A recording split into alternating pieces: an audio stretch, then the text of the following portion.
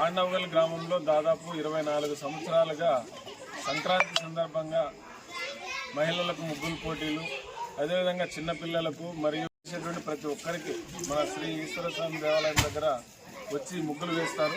ప్రతి మహిళకు కూడా అందరికి కూడా ముగ్గులు వేసిన వాళ్ళకి బహుమతులు ఇచ్చేటువంటి కార్యక్రమాన్ని చేస్తూ ఉన్నాము. అట్లాగే ప్రధానంగా డివైఎఫ్ఐ, సిఐటియు, అట్లాగే మహిళా సంఘం, రైతు సంఘం, వ్యవసాయ కార్మిక సంఘాల ఆధ్వర్యంలో ఈ కార్యక్రమాన్ని ప్రతి సంవత్సరం కొనసాగించే ఆనవాయితీ పెట్టుకున్నాం. 24వ సంవత్సరం జరిపాము ఈసారి. రాబోయే రోజుల్లో 25వ సంవత్సరం కూడా ఖచ్చితంగా మేము జరపడానికి, సిల్వర్ జూబ్లీ జరపడానికి సిద్ధమవుతున్నాం. కాబట్టి ఆ రకంగా ప్రజానిక యొక్క సహకారం కూడా గ్రామంలో ఉంది. అందరి సహకారం, యూత్ కానీ అట్లాగే కొంతమంది స్థిరపడినటువంటి ఉద్యోగులు, వీళ్ళందరూ కూడా సహకారం అందించి అందరి సహాయ సహకారాలతో ఈ కార్యక్రమాన్ని విజయవంతంగా కొనసాగిస్తున్నాం. భవిష్యత్తులో కూడా కొనసాగిస్తున్నాం. నా పేరు లింగన్న, వ్యవసాయ కార్మిక.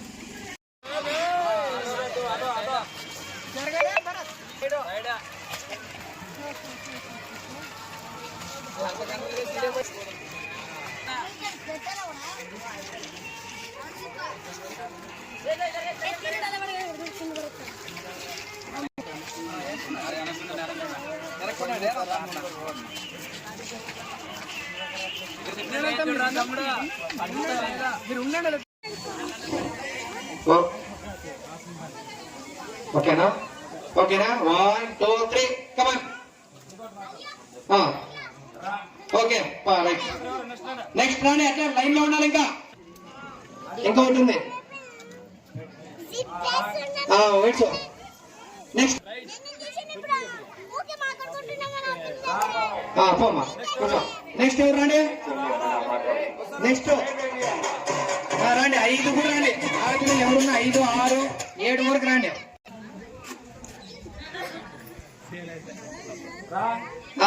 కూర్చోమా. రైట్. నెక్స్ట్ ఎవరు రండి?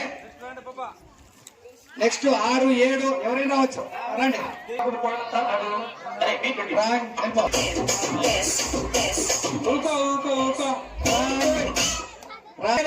కింద కూర్చోండి.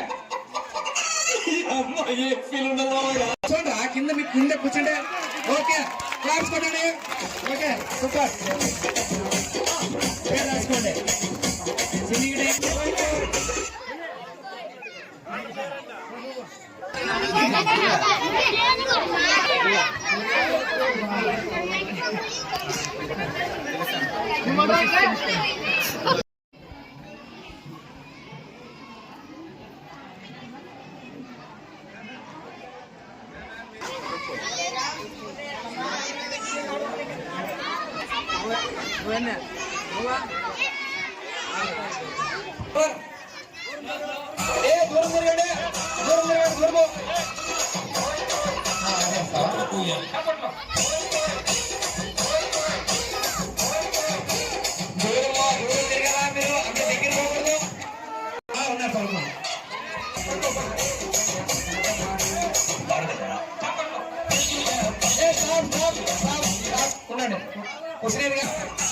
ఫాస్ట్ గేర్లో ఎవరు పోతే అవుట్, గేర్ల పైన అవుట్, గేర్ల పైన అవుట్. ఆ పాప ఎవరు పట్టుకోండి.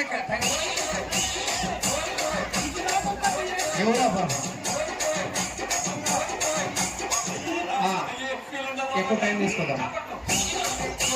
గేర్ల పోతండి. గేర్ల పోతే అవుట్ అవుతారు. గేర్ల పోతే అవుట్ అవుతారు. కూర్చొని పడతారు. గేర్లో పోతండి. గేర్లో పోతండి. ఈ గ్యాప్ ఏం కవర్ చేయండి. గ్యాప్ అంత గ్యాపా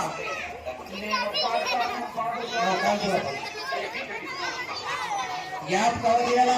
అట్లయితే ఒక్క మీద ఒక పడతారు. గ్యాప్ కవర్ చేయండి. గ్యాప్ కవర్ చేయండి. గ్యాప్ కవర్ చేయండి. కూడా కూర్చోబెట్టాలా?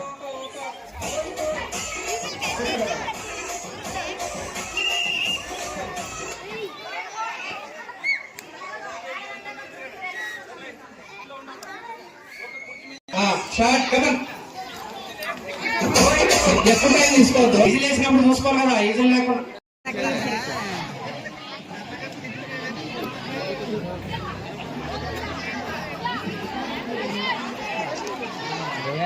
చెకప్ చేశారు.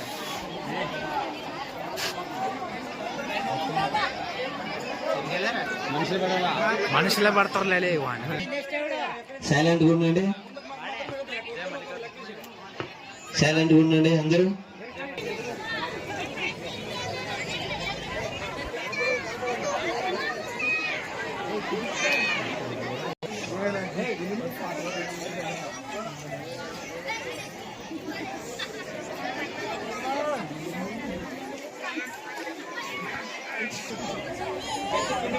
అంతలో పట్టుకున్నా కింద పెడితే అవుట్, అంతలో పట్టుకున్నా పెట్టే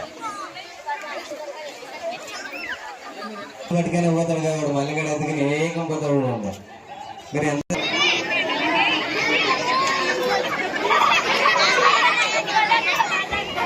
హలో, పుల్లు కొట్టేకి పార్టిసిపేట్ చేసి కావచ్చు. Fee 50, 50 rupees fee. కాబట్టి ఎవరైనా కొట్టినా కూడా డబ్బులు వేస్ట్ అయిపోతాయి. అందరూ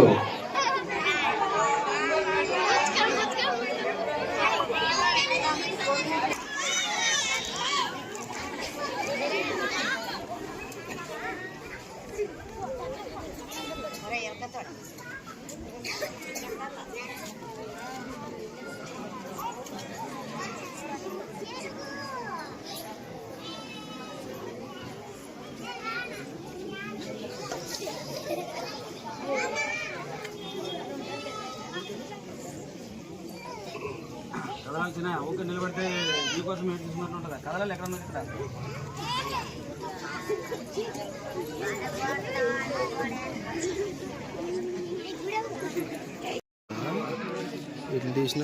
ఈరోజు అందరూ కూడా సంక్రాంతి పండుగ జరుపుకొని ఇక్కడ బహుమతులు తీసుకోవడానికి మనం అందరూ కూడా సమావేశమైనాం. ఈ కార్యక్రమాన్ని జయప్రదం చేసేందుకు ప్రజా సంఘాల నాయకులు, ప్రధానంగా సిఐటియు గాని, డివైఎఫ్ఐ, రైతు సంఘం, వ్యవసాయ కార్మిక సంఘాల కార్యకర్తలందరూ కూడా శక్తి వంచన లేకుండా కృషి చేశారు గత 2-3 రోజులుగా. ఈ కార్యక్రమం విజయవంతం కొరకు అందరూ కూడా కృషి చేయడంతోనే అన్ని విజయవంతమై ఈ రోజు మనం ఇక్కడ సభ నిర్వహించుకుంటున్నాం.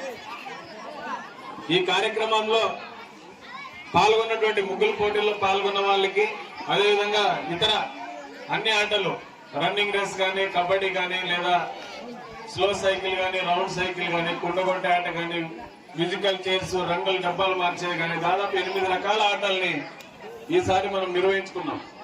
మేము కూర్చున్నప్పుడు ఒక 5 రకాల ఆటలు అనుకున్నాం, కానీ 8 రకాల ఆటలు వచ్చినాయి. అందరూ కూడా వాళ్ళ యొక్క నైపుణ్యాన్ని, మనం ఈసారి కొత్త ఆట ఒకటి రంగుల డబ్బాలు మార్చేది ఒక ఆట నిర్వహించుకున్నాం. దీంట్లో ఫస్ట్ ఇది సాధ్యమా అని చెప్పేసి అనిపించింది, కానీ వాళ్ళ టాలెంట్ ను ఉపయోగించిన పిల్లలు, 3 పిల్లలు ఆ రకంగా మార్చగలిగినారు. కరెక్ట్ గా కింద ఏమి చూడుకోకుండానే రంగుల డబ్బాలు మార్చినారు. కాబట్టి ఆ రకంగా ఈరోజు నైపుణ్యాన్ని వెలికి తీయడానికి ఈరోజు ప్రజా సంఘాలు ప్రయత్నం చేస్తున్నాయి.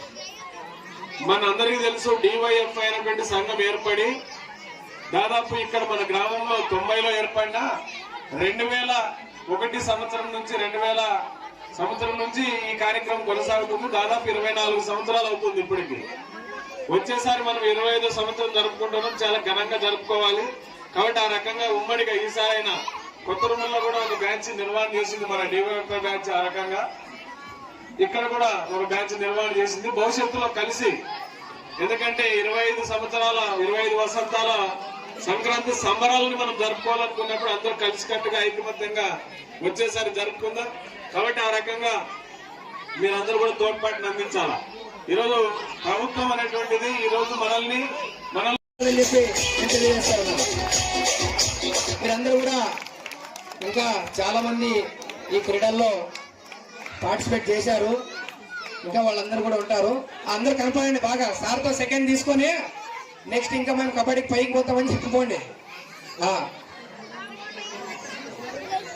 ఓకే, అందరూ పట్టుకోండి. ఇట్లాగా సెకండ్ ఇచ్చిపోవాలి. అట్లేనా? మీకు ఎవరైతే ఇచ్చారో వాళ్ళకి సెకండ్ ఇచ్చిపోవాలా? ఏమన్నా వెంకటేష్